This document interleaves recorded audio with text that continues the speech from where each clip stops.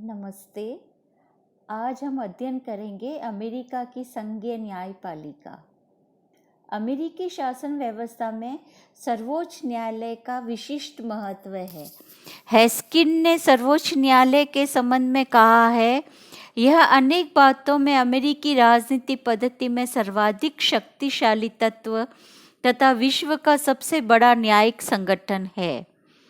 America में संघीय न्यायपालिका का संगठन। अमेरिकी संविधान के अनुच्छेद 3 में संघीय न्यायपालिका का प्रावधान किया गया है। इस अनुच्छेद में कहा गया है कि संयुक्त राज्य की न्यायिक शक्ति एक सर्वोच्च न्यायालय तथा उन विभिन्न न्यायालयों में निहित होगी जिनको कांग्रेस विधि द्वारा समय समय पर स्थापित करेगी। सर्वोच्च न्यायालय तथा अन्य निम्न न्यायालयों की स्थापना सन 1789 ईस्वी के न्यायपालिका अधिनियम द्वारा हुई है। वर्तमान में संघीय न्यायपालिका में 3 श्रेणी के न्यायालय है: जिला न्यायालय, परिभ्रमण न्यायालय, सर्वोच्च न्यायालय। किंतु सबसे महत्वपूर्ण जो है वह है सर्वोच्च न्यायालय। अब हम अध्ययन करते हैं सर्वोच्च न्यायालय का। सर्वोच्च न्यायालय संघीय न्यायालयों की व्यवस्था में सर्वोच्च स्तरीय न्यायालय सर्वोच्च न्यायालय है। सर्वप्रथम इसे न्यूयॉर्क नगर की बाल स्ट्रीट में स्थापित किया गया था और वर्तमान समय में यह वाशिंगटन में स्थित है। सर्वोच्च न्यायालय का संगठन। सर्वोच्च न्यायालय के संगठन को निर्धारित करने का अधिकार कांग्रेस को दिया गया है। सर्वोच्च न्यायालय में एक मुख्य न्यायाधीश और 8 सह न्यायाधीश है। न्यायाधीशों की नियुक्ति।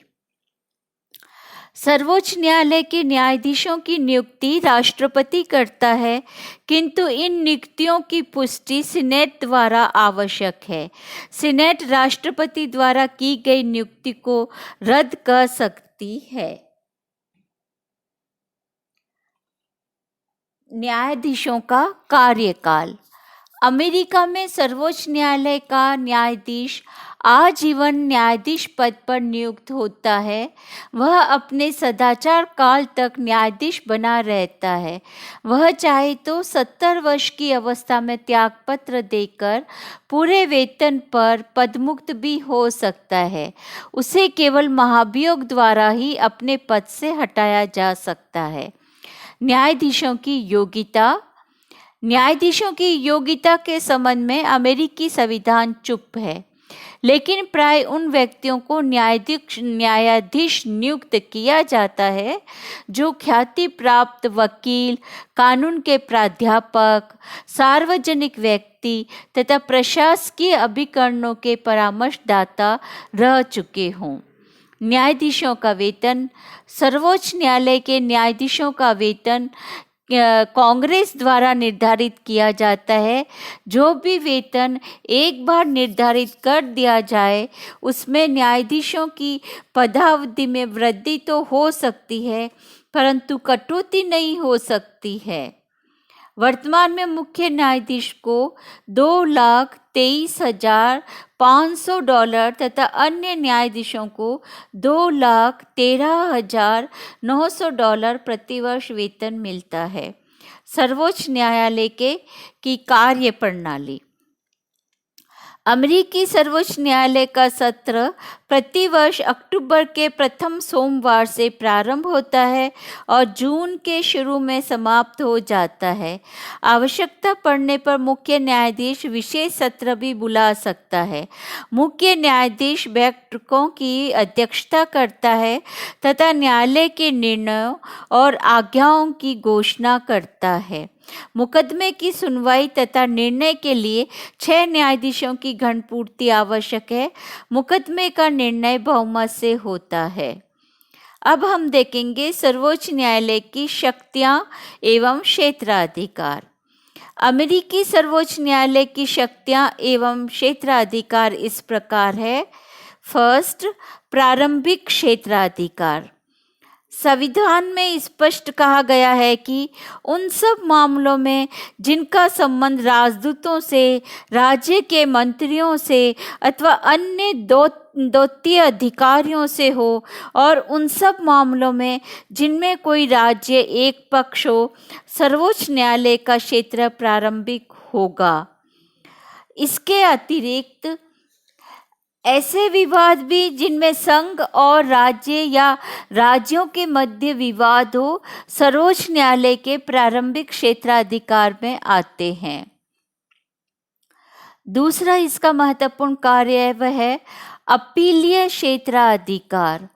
सन 1925 के कांग्रेस के अधिनियम द्वारा अपील का अधिकार केवल निम्नलिखित विषयों तक सीमित कर दिया गया है।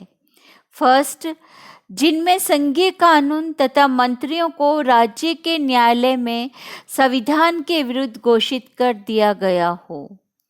सेकंड, जिनमें राज्य के किसी कानून को किसी संघीय न्यायालय में संघ के संविधान, किसी कानून अथवा संधि के विरुद्ध घोषित कर दिया गया हो, जबकि राज्यों के न्यायालय राज्य के उस कानून को वैध ठहराए।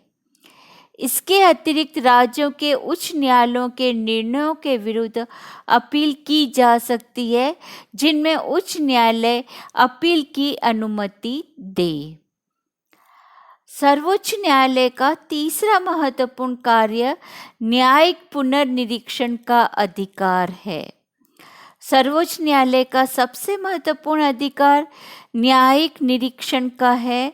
इस अधिकार के अंतर्गत सर्वोच्च न्यायालय संघीय कांग्रेस तथा राज्यों के विधान मंडलों द्वारा बनाई गई विधियों की संवैधानिकता पर विचार करता है तथा उन्हें वैध या अवैध घोषित करता है। संविधान तथा अधिकारों का संरक्षक। नेक्स्ट जो इसकी महत्वपूर्ण शक्ति है वह है संविधान तथा अधिकारों का संरक्षक। सर्वोच्च न्यायालय विभिन्न आदेश, परमादेश तथा लेख आदि के द्वारा नागरिकों के मौलिक अधिकारों की रक्षा करता है।